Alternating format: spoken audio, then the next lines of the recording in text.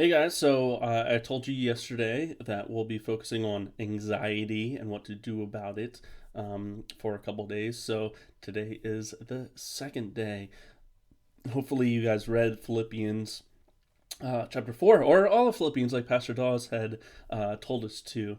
But I want to start off with one thing and then give you something very practical.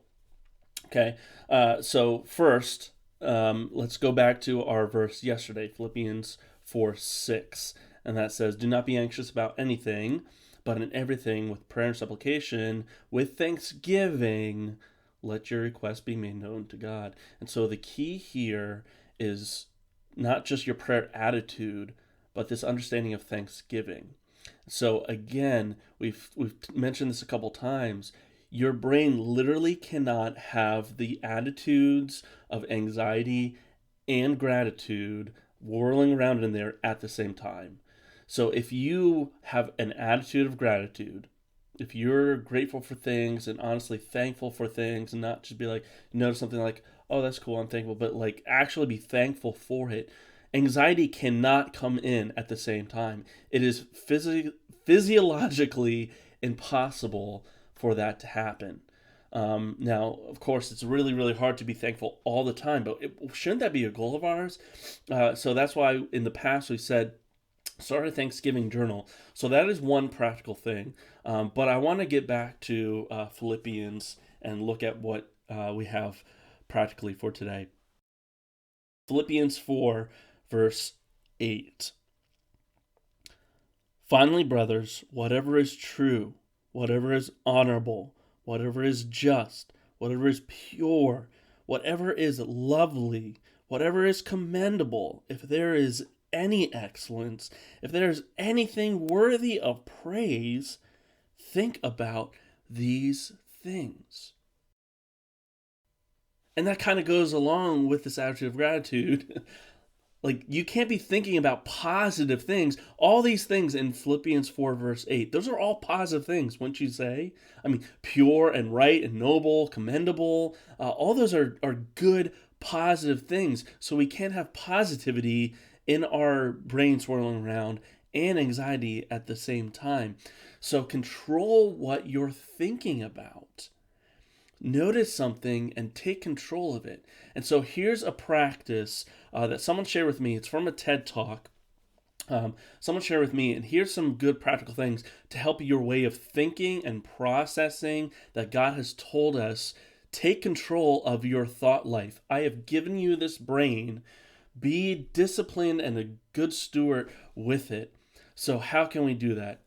So here's some practicality for you. What you want to do is separate into three different sections or even pages, wherever you do this. Okay, so the first thing you want to do is identify what is causing you anxiety.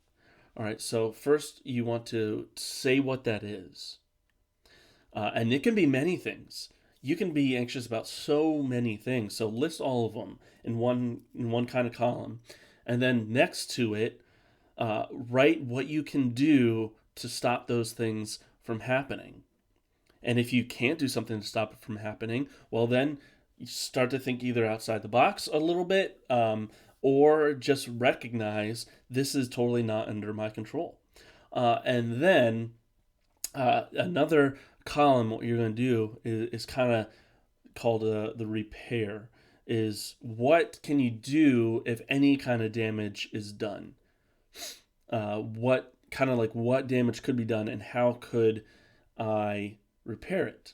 If there, if what I did didn't prevent it, what can I do that's going to repair any of the damage?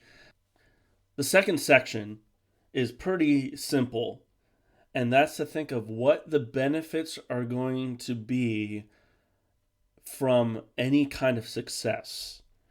So if you're anxious about one thing, you prevent it, and even if even if it succeeds even a little bit, like the problem isn't completely gone, but it is kind of lowered or a lesser threat.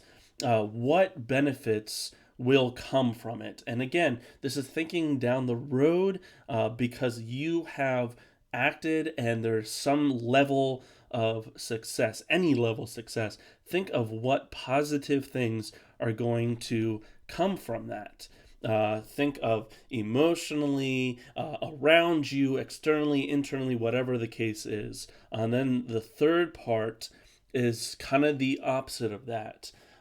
What this guy calls the cost of inaction. If you don't do anything at all about this problem and it persists, you never do anything about it, what is going to happen to you negatively in 6 months down the road or 1 year down the road, or maybe even beyond that? But 6 months or 1 year down the road, what's going to happen if you don't do anything?